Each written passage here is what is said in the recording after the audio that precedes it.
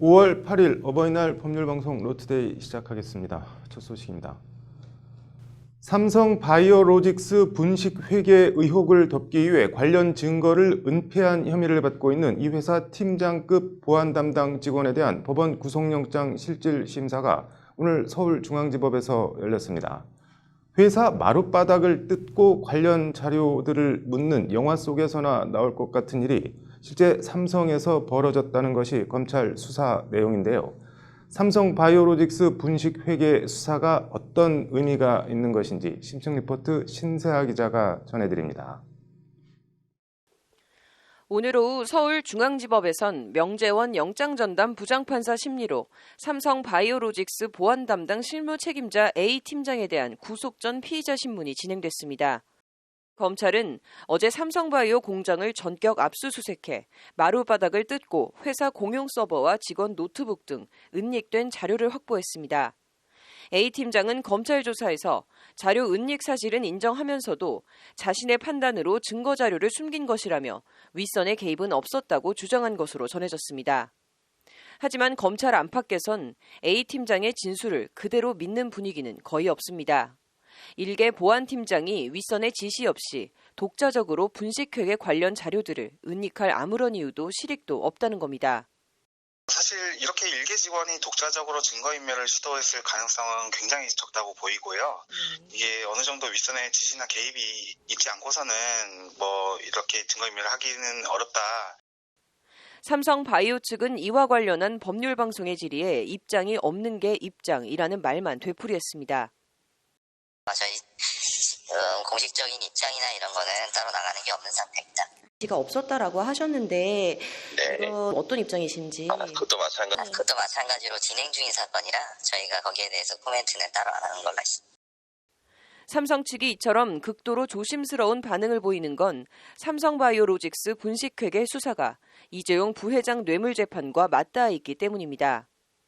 이재용 부회장의 뇌물 혐의 검찰 공소 내용을 보면 경영권 승계라는 현안이 있었고 이 경영권 승계 작업의 일환으로 삼성물산과 제일모직 합병이 이루어졌다. 이를 위해 국민연금이 합병 찬성표를 던지도록 청와대와 보건복지부가 압력을 행사했고 그 이면엔 삼성이 최순실에 제공한 뇌물이 있다는 것이 검찰의 전체적인 수사 내용입니다. 이때 이 부회장 지분 가치를 최대화하기 위해 제일모직 손자 회사인 삼성바이오로직스의 기업 가치를 부풀릴 필요가 있었고 이 차원에서 분식회계가 이뤄진 것으로 검찰은 보고 있습니다. 즉, 삼성바이오로직스 분식회계는 단순히 일개 회사의 분식회계 문제가 아니라 이재용 부회장 경영권 승계 차원에서 밑그림이 그려졌고 실행됐다는 것이 검찰의 판단입니다. 삼성 바이오로직스 분식회계 증거인멸 혐의를 수사해 A 보안팀장에 대한 구속영장을 청구한 곳이 바로 서울중앙지검 특수 2부. 이재용 부회장을 뇌물 등 혐의로 구속 기소했던 바로 그 서울중앙지검 특수 2부인 것도 이 같은 배경과 맥락입니다. 지금 삼성 바이오로직스 사기 회계 사건과 관련해서 검찰이 새로운 증거와 자료들을 찾아내고 있는데 이것이 가리키고 있는 것이 뭐냐면 이재용 부회장의 승계를 위해서 삼성 바이오로직스의 가치를 뻥튀기시키고 또 이에 대한 분식회계를 하게 된 수밖에 없었다. 관련해서 검찰은 삼성 바이오로직스 자회사인 삼성 바이오 에피스에서도 조직적인 증거인멸이 벌어진 것으로 파악하고 있습니다. 검찰 수사에 대비해 직원 수십 명의 노트북과 휴대전화에서 이재용 부회장을 뜻하는 JY나 합병, 미전실 같은 단어들을 검색해 관련 문건을 삭제한 것으로 검찰 수사 결과 드러났습니다. 검찰은 이 같은 증거인멸에 옛 삼성전자 미래전략실 후신인 삼성전자 사업지원 태스크포스 임원들이 직접 관여한 정황을 잡고 추가 수사를 벌이고 있습니다. 검찰의 삼성바이오 분식회계 수사가 이재용 부회장 삼고신 재판에 어떤 영향을 미칠지 법조계와 재계, 정치권의 이목이 집중되고 있습니다. 법률방송 신세아입니다. 네, 오늘은 어버이날인데 부모님과 식사라도 함께 하셨는지 모르겠습니다. 이렇게 가족 간의 따뜻한 정을 느껴보지 못하고 혼자서 쓸쓸하게 죽음을 맞고 뒤늦게 사망 사실이 밝혀지는 무연고 사망, 이른바 고독사가 해마다 늘고 있는 것으로 나타났습니다. 우리 사회의 어두운 한 단면인데요. 실제 우리나라 가족 형태 가운데 가장 많은 부분이 1인 가족이라고 합니다. 오늘 법률방송 잠자는 법안을 깨워라는 고독사 방지법에 대해 얘기해 보겠습니다. 장한지 기자입니다. 1인 가족 형태의 주거가 늘어나면서 혼자서 쓸쓸히 죽음을 맞이하는 고독사도 매년 증가하고 있는 것으로 나타났습니다. 보건복지부 자료에 따르면 2014년 1,379명이었던 고독사는 2015년 1,676명, 2016년 1,820명, 2017년 2,008명으로 해마다 늘고 있는 것으로 나타났습니다. 지난해엔 상반기에만 1,290명이 쓸쓸히 나홀로 죽음을 맞았습니다.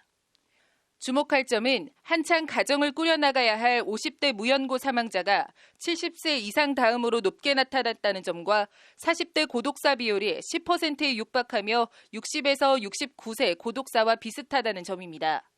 고독사가 일부 노년층의 문제가 아닌 가정붕괴로 상징되는 우리 사회의 어두운 민낯을 고스란히 드러내는 부분이라는 게 전문가들의 진단입니다.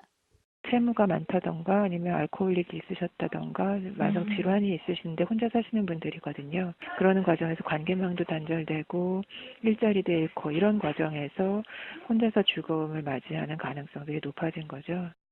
이런 고독사를 예방하기 위한 법안이 2017년 8월 29일 더불어민주당 기동민 의원 대표 발의로 발의돼 있습니다. 정식 명칭은 고독사 예방 및 사회안전망 확충을 위한 법률안입니다. 고독사는 단순히 쓸쓸한 죽음 차원 정도의 문제가 아니라 우리 사회의 많은 문제들이 농축되어 있는 사회적 합병증이라는 것이 법안을 대표 발의한 기동민 의원의 설명입니다. 저희들은 이제 이런 현상을 사회적 합병증이라고 얘기하는데요. 어느 하나의 현상에서 드러나는 게 아니라 실업, 저성장, 아이들의 저출생 문제, 고령화 문제, 황혼이혼 문제 몇 가지 사회적 현상들이 다 합병증처럼 이렇게 골마 터지는 현상이 고독사고는 고립사라고. 이에 따라 법안은 고독사 예방 대상을 단순히 기존 독거노인에 국한하지 않고 복지 사각지대에 놓인 모든 1인 가구로 확대하고 이에 맞는 복지 정책과 고독사 예방 대책을 수립하는 내용을 담고 있습니다. 구체적으로는 보건복지부 장관은 5년마다 고독사 실태조사를 실시하고 그 결과를 토대로 고독사 예방 기본계획을 수립하도록 하고 있습니다. 이렇게 수립된 기본계획을 토대로 일선 시도지사 등 지자체에서 고독사 예방 시행계획을 수립, 시행하도록 하는 내용이 골자입니다. 법안은 여기에 사회복지시설 등의 장이 고독사 방지를 위한 정기적인 건강검진이나 관련 상담 등을 수행하고 국가나 지자체는 이에 필요한 지원을 할 수 있는 근거도 만들어 놓고 있습니다. 국가와 지자체, 사회단체들 모두에 고독사 방지 책임과 권리, 의무를 부여해 범사회, 범국가적으로 고독사로 대표되는 사회안전망 구멍을 메워보자는 취지입니다. 국회엔 현재 2017년 9월 김승희 자유한국당 의원이 대표 발의한 고독사 예방 법안도 함께 발의되어 있습니다. 두 건의 고독사 방지 법안은 2년이 되도록 아직 소관 상임위인 보건복지 문턱도 넘지 못하고 있습니다. 여야가 모두 같은 취지의 법안을 발의한 만큼 두 법안을 병합해 조속히 국회 본회의를 통과할 수 있도록 여야의 전향적인 노력이 필요해 보입니다. 법률방송 장한지입니다. 네, 윤수경 변호사의 이슈 속 법과 생활. 오늘은 요즘 크게 논란이 되고 있는 인보사 얘기해 보겠습니다. 임 변호사님, 인보사 하는데 이게 인보사가 뭔가요? 네, 그 인보사라는 말이 좀 생소하실 텐데요. 네. 그 인보사라고 하는 거는 퇴행성 관절염으로 고생하는 환자분들을 위해서 치료를 하기 위해서 코오롱 생명과학에서 만든 주사제입니다. 네. 이 코오롱 생명과학이 만든 이 관절염 치료제인 인보사의 세포 성분이 네. 연골 유래 세포가 아니라 신장 유래 세포였다는 사실이 밝혀지면서 네. 큰 충격을 주고 있는데요. 네. 이번 인보사 파문 때문에 이제 기업의 신뢰도도 급락했고 식약처의 부실허가 책임론도 나오고 있는 상황입니다. 그러니까 애초 연골 세포로 만들어야 되는데 다른 걸로 만들어서 논란이 되고 있는 모양이네요. 네. 그래서 이 약에 들어간 지금 신장 유래 세포의 안정성이 좀 의심을 받고 있는 상황인데요. 네. 이 GP2 293 세포의 경우 미국에서는 사용이 금지된 물질이라고 합니다. 네. 그래서 이 세포는 종양 원성을 가진 세포로서 미국 세포주은행인 ATCC에서는 인체에 사용하지 못하도록 명시하고 있고요. 네. 그래서 이미 국내에서는 판매와 유통이 중단됐고 식약처의 허가 취소 여부만 남겨두고 있는 상황입니다. 네. 특히 이 코오롱 생명과학의 자회사인 그 개발업체 네. 코오롱 티슈진이 2년 전에 이미 인보사의 성분이 뒤바뀐 사실을 알고 있었던 정황이 나오면서 네. 지금 은폐 논란마저 일고 있고요. 이렇게 이제 허가받지 않은 세포가 의약품에 함유됐다는 사실이 알려지면서 네. 집단 소송을 통해서 약사법에 근거한 책임을 물어야 한다는 주장이 일고 있는 건데요. 네. 약사법에 따르면 의약품 제조, 판매사는 허가 또는 신고된 의약품으로 그 성분 또는 분량이 허가된 내용과 다른 의약품을 판매하거나 판매 목적으로 제조하면 안 된다라고 규정하고 있기 때문입니다. 네. 그리고 참고로 이 주사는 이제 건강보험이 적용되지 않아서 1회 주사 비용이 700여만 원 가량에 달한다고 하고요. 비싸네요. 예, 굉장히 이제 상당히 비용이 큰데 양쪽 무릎에 맞을 경우에는 거의 1,800만 원 정도의 비용이 들어간다고 합니다. 뭐 집단 소송 움직임이 있다고 좀 전에 말씀해 주셨는데 어떤 내용인가요? 네, 지금 이제 법무법인 오킴스에서 네. 코오롱 생명과학을 상대로 소송을 제기할 이제 환자들을 모집을 했는데요. 네. 전날 기준으로 할 때 소송 참여 의사를 밝힌 환자가 한 110여 명으로 집계가 되고 있습니다. 네. 그래서 본인이 이제 인보사를 맞았는지 모르는 경우도 있고 네. 소송이 시작된 후에 이제 나중에 추가로 참여 의사를 밝히는 경우가 있어서 네. 그 규모는 늘어날 것 같다고 이제 예상을 하고 있습니다. 네. 뭐 소송이 시작되면은 주요 쟁점이 어떻게 되는 건가요? 아무래도 이제 그 손해 입증 부분이 되게 될 텐데요. 네. 환자들이 인보사 때문에 신체적인 어려움이나 정신적인 어려움을 겪고 있다는 것을 이제 증명하는 네. 것이 핵심이 되겠습니다. 그리고 이제 제조사 측에서는 원래 이제 연골 유래세포로 설계를 했는데 네. 분리 정제 과정에서 과실로 신장 유래세포가 들어갔다고 주장하고 있기 때문에 네. 과실인지 고의인지 역시 이제 책임의 경중을 따지는데 좀 중요한 쟁점이 될 것 같습니다. 네. 이게 뭐 소송 판결 결과를 좀 전망해 본다면 어떻게 보시나요? 예, 일단은 뭐 이제 사안의 네. 심각성이나 시민단체들도 이제 문제의 심각성을 인지하고 있는 이런 상황을 고려할 때 네. 뭐 지금 현재 이제 시민단체에서는 시판 허가를 취소해달라, 네. 뭐 검찰이 수사를 해달라, 뭐 식품의약품안전처에 대해서 특별 감사를 해야 된다라고 주장까지 하고 있기 때문에 네. 제조사가 책임을 피해가기는 좀 쉽지 않을 것 같습니다. 네. 그리고 인도주의 실천의사협의회의 이제 한 사무처장께서는 인보사는 희귀 난치성 질병도 아닌 관절염 치료제인데 네. 효능도 뚜렷하게 드러난 것이 없다. 애초 허가 당시 성분과 다른 성분이 발견됐으니 네. 허가를 취소해야 된다라고 주장도 하고 계신 상황입니다. 네. 이거 뭐 그동안 얻은 수익을 뱉어내게 할 수 있는 방법은 없는지 모르겠네요. 오늘 잘 들었습니다. 네. 네, 오늘은 어버이날인데 아주 우울한 뉴스 하나 전해드리겠습니다. 생활고에 시달리던 40대 엄마가 10살 아들과 함께 극단적인 선택을 했습니다. 앵커 브리핑입니다. 경기도 김포의 한 아파트라고 하는데 41살 엄마와 10살 난 아들이 경찰에 의해 숨진 채 발견됐습니다. 경찰은 생활고로 인한 극단적 선택으로 추정하고 있습니다. 발견 당시 엄마는 완강기에 목을 맨 채 숨져 있었고 아들은 자신의 방에서 누운 채 잠을 자듯 숨져 있었다고 합니다. 아들의 방에서는 연탄을 태운 흔적이 발견됐습니다. 현장에서 유서는 발견되지 않았습니다. 사고 당시 A씨의 딸은 다른 방에 있다가 연기가 방에 스며들어오자 스스로 밖으로 대피한 뒤 외삼촌에게 알렸고 외삼촌이 경찰에 신고했지만 불행히도 참사를 막지는 못했습니다. 경찰 조사 결과 남편과 별거 중인 A씨는 특별한 직업이나 수입 없이 두 자녀와 함께 사고가 난 아파트에서 생활해왔던 것으로 전해졌습니다. 경찰은 A씨가 관리비, 통신비 등을 수개월째 납부하지 못하고 있는 점 등을 들어 생활고에 시달리던 A씨가 자녀와 함께 극단적인 선택을 한 것으로 보고 있습니다. 극단적인 선택을 한 엄마에겐 아무런 길도 방법도 보이지 않았을 겁니다. 자신 혼자 극단적인 선택을 하면 홀로 남을 아이들이 눈에 밟혔을 겁니다. 연탄불은 엄마가 피웠고 목은 스스로 맸지만 결코 스스로의 선택이 아니라 생각합니다. 강요받은 선택, 다른 선택지가 없는 선택은 선택이 아닙니다. 강요당한 자살은 사회적 타살입니다. 말로만 복지와 인권을 얘기할 게 아니라 사회와 정치, 국가의 역할과 존재 이유에 대해 다시 한번 생각해 봅니다.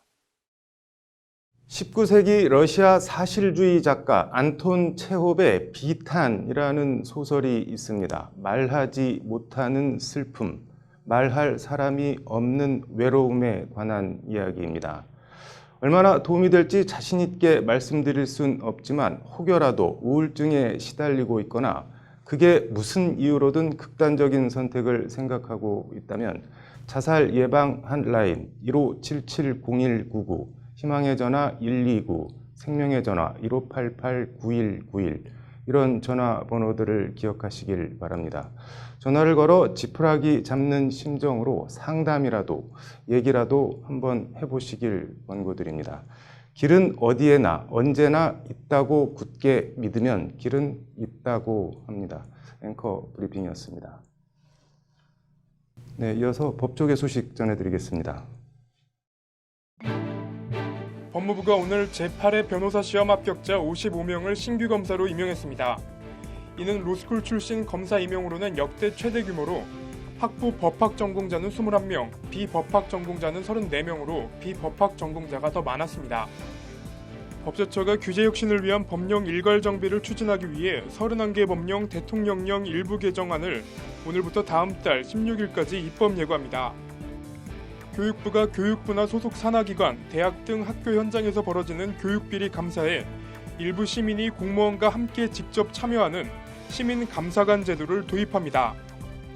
국민권익위원회가 오늘 공공기관 민원인 개인정보 보호 강화 방안을 담은 권고안을 마련해 499개 공공기관과 행정안전부의 제도 개선을 권고했습니다. 5월 8일 법률방송 로투데이 마치겠습니다. 시청해주셔서 감사합니다.